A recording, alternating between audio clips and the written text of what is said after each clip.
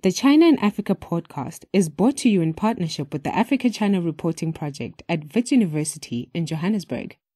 The ACRP promotes balanced, considered reporting on Africa-China relations through innovative training programs held throughout the year. More information at africachinareporting.co.za.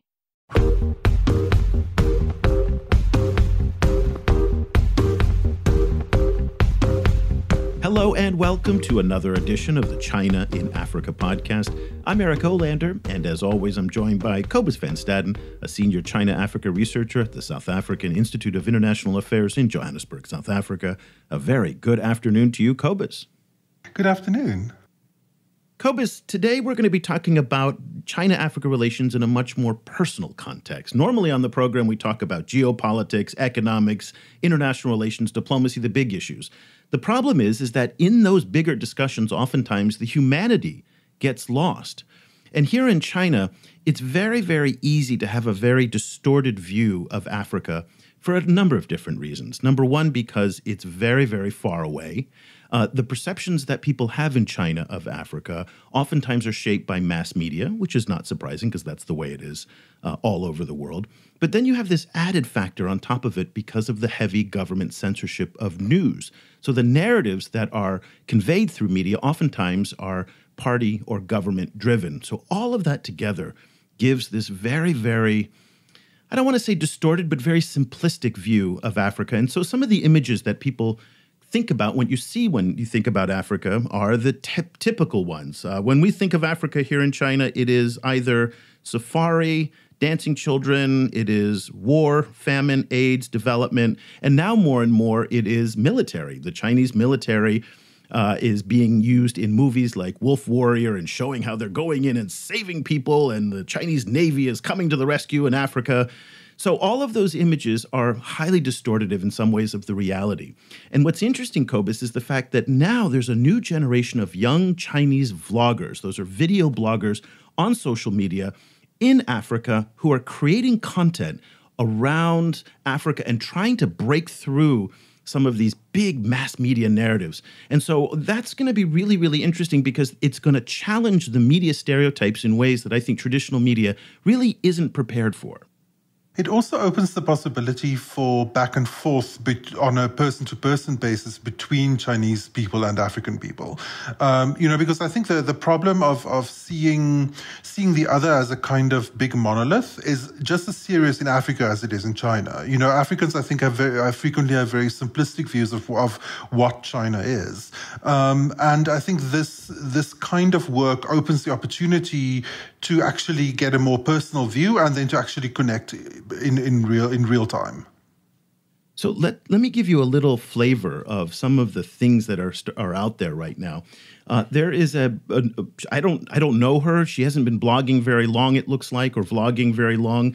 But Fejo Moli, which is African Jasmine, she has a channel on YouTube, and she's just started posting videos. And in preparation for today's show, I went looking out for various bloggers and vloggers, and I came across her. She seems very eccentric, and she's all over Africa, kind of talking to different people. And in this little segment I want to play for you, she's talking to a dance troupe in South Africa. And here she gets this first interaction with some of the dancers, and they're kind of exchanging pleasantries. And you'll hear some of let's play the audio and you'll hear what we say. That's Japanese. Oh, that's Japanese. So, shishini, ni ha me. Yeah, I think those are the few words I know how to say. So, shishini. Yes, do you know what that means? It's not hello or goodbye or how are you doing. Ni ha me is how you doing, is it not? Yeah. Shishini is hello. Shishini is thank you. Oh, so when you bow like that, you say shishini. Ooh, it's very good. Oh, very good. Oh, thank you so much. Impressive. Where did you learn it? Rush Hour. Rush Hour. In the plane with Jackie Chan and Chris Tucker. Shishini. So, Cobus, there you are. Japanese, konnichiwa, not Chinese. You know, here in Asia, that would be a really dreadful mistake to make, but it's part of the innocence that exists in understanding these very complex cultural things that a lot of people just are not that sophisticated about. But her very, very personal style of interacting with the different people, to me, is just so compelling. Yeah, I completely agree. I mean, it's, it takes a particular kind of personality to not be offended by that kind of mistake, and to just to plow on and to just start dismantling some of the misperceptions. It's so good that those people are actually working now. Yeah, I mean, when you are a foreigner in a foreign land, you have to have a certain degree of patience with these kinds of things and really a great spirit. And I also want to introduce you to another vlogger, Zhao Huiling, and she first started her blog in 2019. And let me just kind of open up with the introduction now. It's in Chinese, and she's speaking to a Chinese audience here. And in this opening segment on her first vlog, she says, "In 2019, I only have one wish, to take you along with me to see Africa." 2019年，我只有一个心愿，就是带你去看一下非洲。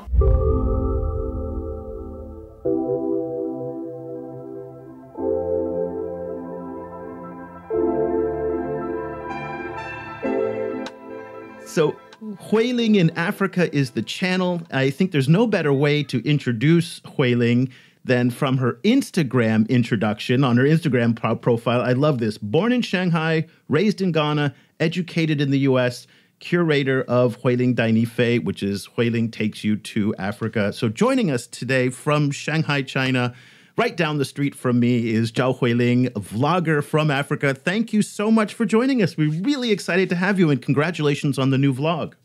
Thank you, guys, and thank you for having me.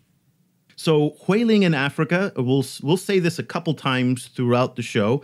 You do this both in Chinese and with English subtitles. So for our listeners outside of China, outside of the Great Firewall, who don't speak Chinese, you're going to want to go to YouTube and find Huiling in Africa. That's HUILINGIN Africa. So that's the start. But so tell me a little bit about Huiling. What inspired you, and a little bit about your background, to launch a video blog about your experiences in Africa? Sure. So this will have to go, a couple of decades back in time. That's when my story with Africa really started. So I'm born in Shanghai, 100% Chinese. When I was 12, my parents moved to Ghana. So that's in West Africa, teeny tiny little country next to Togo, Nigeria. And I have lived in Ghana up until I was 18. I went to the States for university, later on worked in New York, then came back to Shanghai about 6 years ago. Now, I have been asked a lot of really interesting questions along the years after I explained my background of being raised in Ghana. And more, what I find in China is an increase of curiosity, at least of my peers, on the subject of Africa. But unfortunately, a lot of the coverage from the media out there is still very singular in terms of the story they're trying to tell.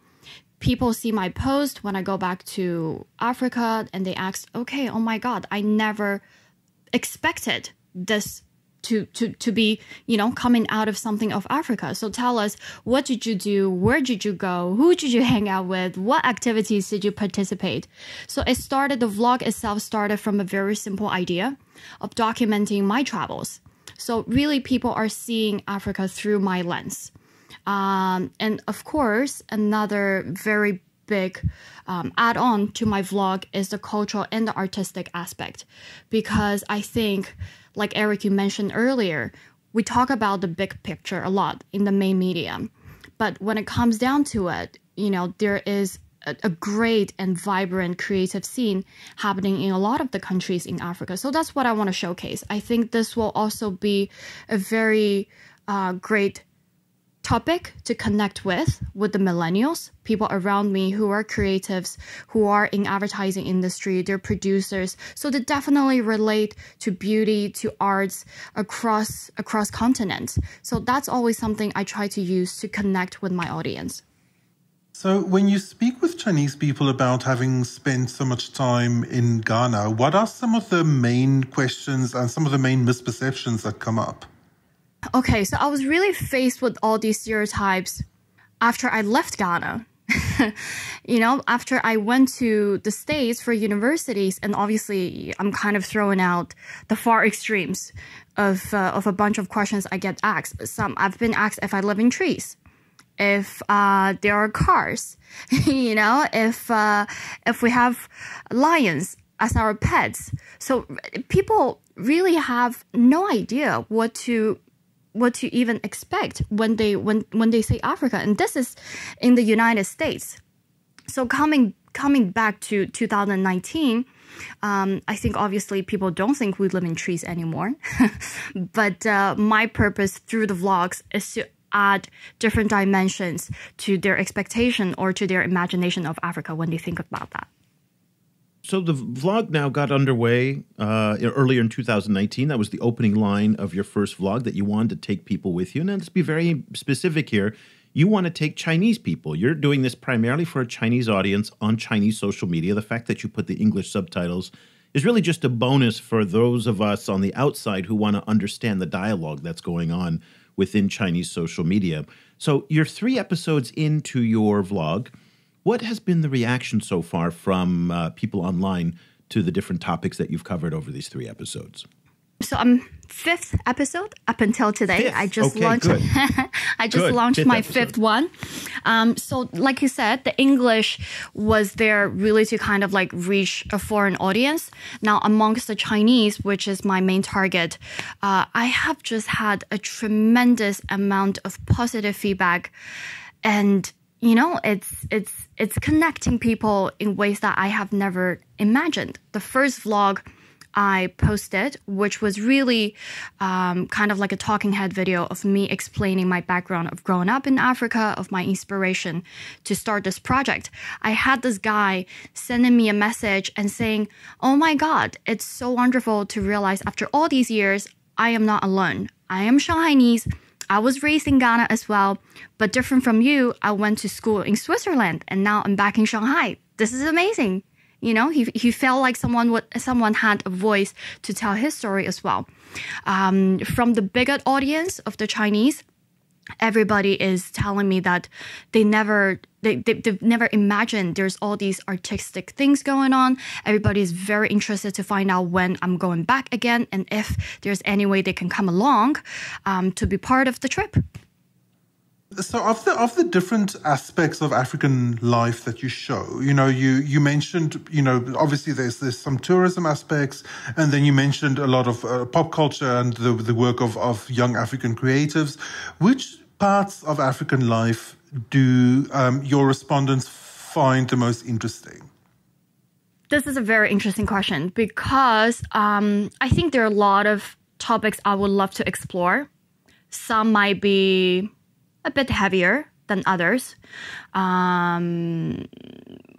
I think understanding how the Chinese audience works. So for example, just to take something, for example, my last episode was about the food culture in Kenya.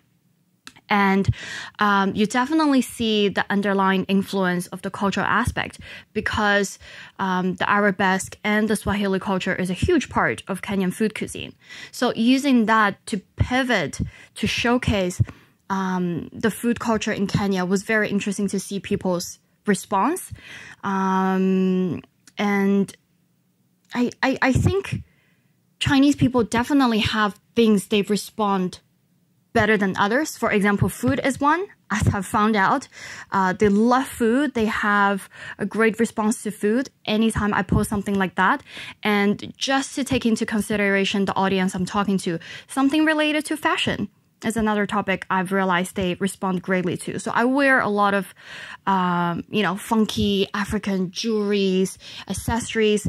People have commented about it. People have actually requested I do a vlog specifically to cover these items. So that's what I'm going to do. I think it comes down to talking about things people can relate themselves participating in. Support for this podcast comes from the Africa China Reporting Project at Wits University School of Journalism in Johannesburg. The ACRP provides reporting grants, workshops, and other professional development opportunities for both African and Chinese journalists. Follow the ACRP on Twitter at Vets China Africa or visit africachinareporting.co.za for information about grants and upcoming seminars.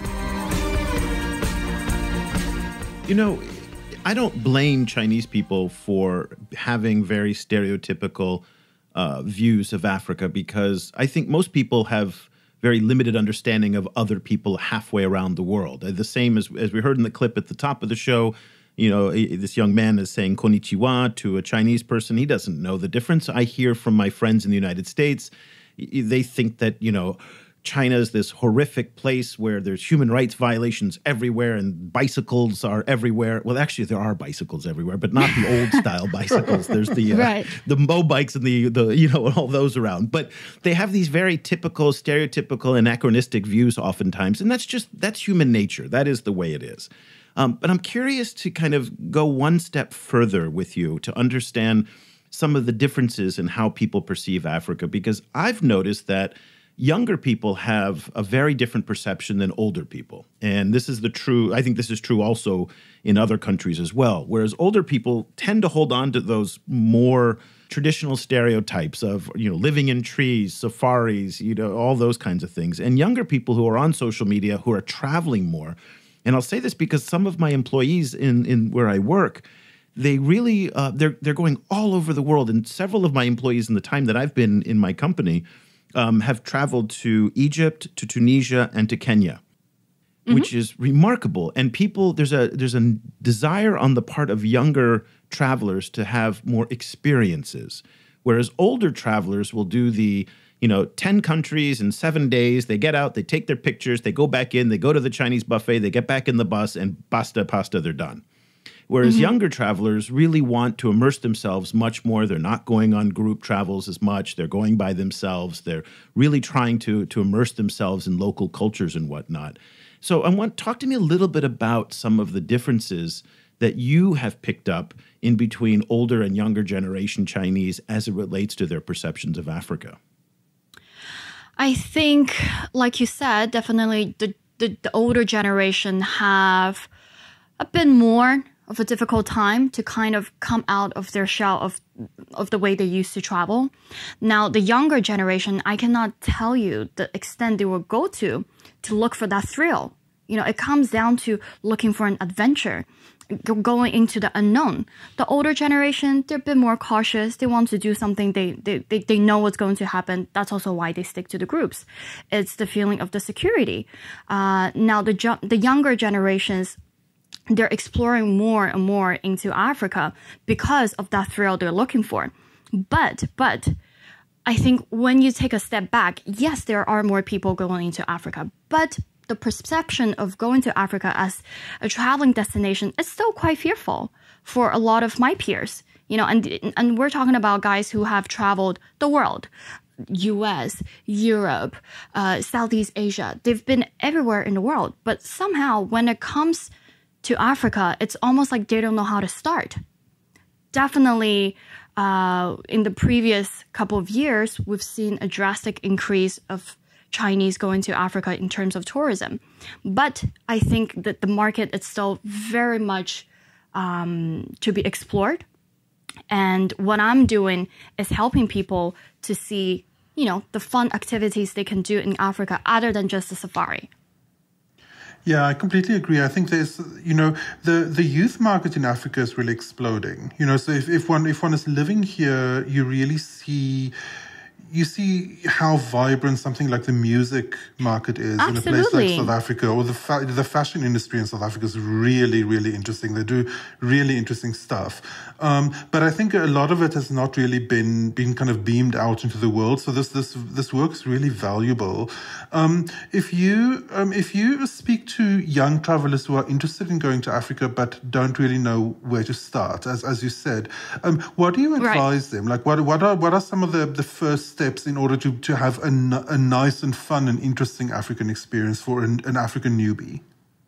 So I really think in West Africa, Ghana, Senegal are good places to start. East Africa, I think Kenya, Tanzania, in terms of infrastructure, it's already quite developed. Yeah, they're used to receiving foreign tourists, and you have lots of beautiful landscapes as well as curated activities over there that you can readily just jump on board and start going along with. I think these are easy destinations. South Africa, definitely. There's a Burning Man. Regional Burning Man happening in South Africa in a couple of months. There's just been a huge design conference in South Africa as well. So that's always a nice, easy place to start. So yeah, I think those are very, very good destinations to start with if you're a newbie. So you're 5 episodes into your series now. How many do you plan to do, and where do you hope this vlog takes you? What's the goal of all of this? Good question. I've been thinking about that as well. It's $1 million question. So I'm definitely still quite new to this whole social media process. I'm on the 5th blog. I recently just came back from a trip in Kenya, Uganda, Rwanda. So the footage I have from that trip will probably carry me through for about 2-3 months in terms of the content I need. And once that's done, I need to go back. Thinking about Tanzania, I'm thinking about Namibia for my next trip. In the long-term projection, to be honest, I really don't know where this is going to go.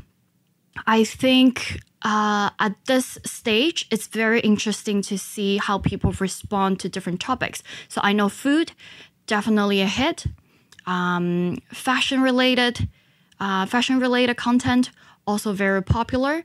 It can also become, a very good branding to create interesting travel experiences, very exclusive for smaller groups of people. Because at the end of the day, my advantage for you, if you're going to Kenya, for example, compared to if you went with Ctrip, is my behind-the-scene resources, right? I can get you to go for a tour of an entrepreneur who has a recycling factory in Kenya.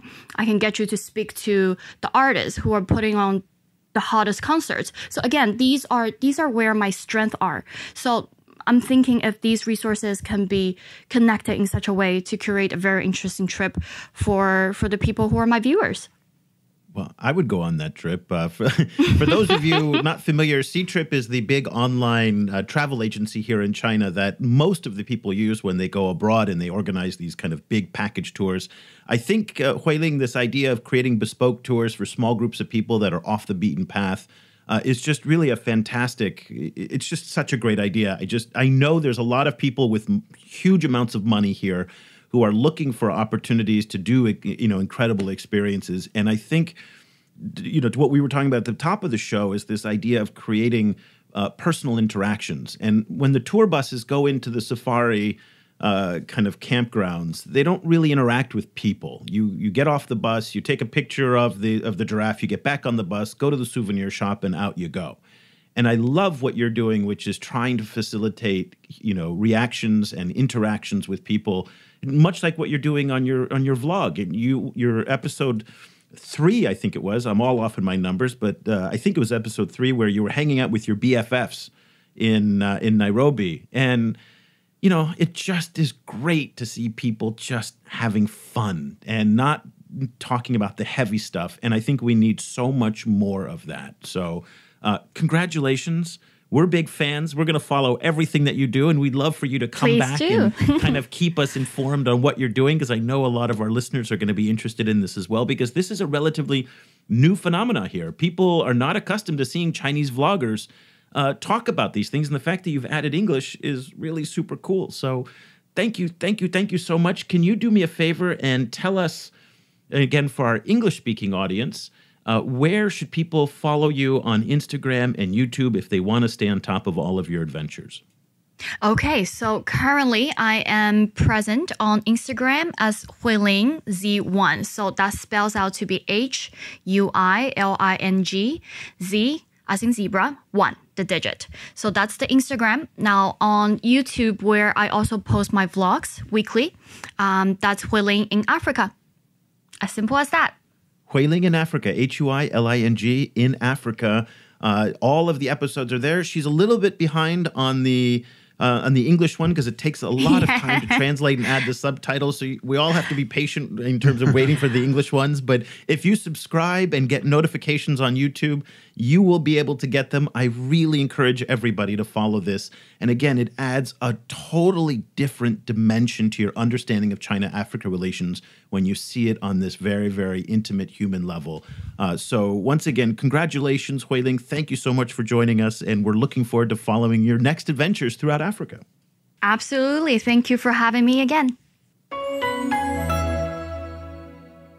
Huiling is the kind of person that just gives me so much optimism about the future. And I think in the sense that when you look at the trade relationship, at the politics, at the questions of surveillance, at the debt issues, predatory lending, all of these things that you and I cover every single day for the China-Africa Project, those are all real and important, and I don't want to take anything away from it. And what one vlogger is doing doesn't solve all of the misunderstandings and the problems that exist between China and Africa. But it is so important that we look at this relationship as a human-to-human thing and to de-link it from the Chinese and Africans, those big words that don't actually mean anything for a population of almost 2 billion people. So in that sense, I hope we're going to see a lot more Huilings out there and Moli Feizhous, and we're going to see more African bloggers in China talking about their experience. All these students who are here, who are also posting onto social media. And I think another show we're going to do is from the African side, looking at China, with people like Wodamaya, who is a very popular YouTuber from Ghana, known as, I think, Mr. Ghana Baby. He's very, very famous and has a big following. And to get that perspective as well, because I think it's really, really important to understand how the young generation is viewing this, particularly in how they're using social media to convey these experiences that they have that are real and legitimate and powerful. Yeah, I completely agree. It's really, really inspiring. And it's also very fun to see how she sees Africa and the perspectives on Africa that she highlights, because it's so different from how Africa is usually discussed. And there's big parts of African life that never come on the radar screen, for the international press. Just for example, South Africa is now one of the biggest producers of house music in the world. Now if you think about, kind of like electronic dance music, you always think, Scandinavia, like Berlin, that kind of thing. South Africa is one of the biggest producers in terms of numbers of tracks in the world. And South African, dance music is played in clubs everywhere, like in major cities around the world. So it's something that you never see about Africa. There's this kind of sophisticated creative culture that is really exploding everywhere. That is generally completely people are unaware of. So it's really fun that people are starting to highlight some of this stuff and actually making these connections. And it's neat too that she mentioned food, and it's not surprising that Chinese viewers really like food. I mean, this is a culture that is more food obsessed than I've seen anywhere else in the world. You want to really, have a good conversation with a Chinese person, talk about the local food and the fact that they are, that's what's of interest. That in my whole life, growing up in the United States, African food was never something that ever rose into the narrative. And so to me, that's really neat. And you see a different perspective looking at it from a Chinese viewpoint than you do, say, from the traditional Western viewpoints, which have been much more dominant up until now. But social media is breaking all of that down. So follow Huiling. We'll put posts to Huiling and Moli Feizhou and Ghana Baby. We'll put those in the show notes and we'll put them in our story. And if you guys want some more suggestions on these, if you're doing research on this, if you want to try and get in touch with people that we come in contact with, send us an email, Eric at China Africa Project. You can reach Cobus at CHINAAfricaProject.com. Both of us are responding to emails very, very quickly. We're all caught up now, so we love really interacting with everybody. So if you, and again, just check out these links. It's really a very, very fresh new way of seeing China-Africa relations. So we hope that you enjoy it as much as we do. So that'll do it for this edition of the China in Africa podcast. For Cobus Van Staden, I'm Eric Olander. We'll be back again next week with another show. Thanks so much for listening. The discussion continues online. head over to facebook.com/China Africa Project to share your thoughts on today's show. The guys are also on Twitter, where you can find Kobus at Stadinsky or Eric at eOlander. And be sure to sign up for the weekly China in Africa email newsletter by going to www.ChinaAfricaProject.com.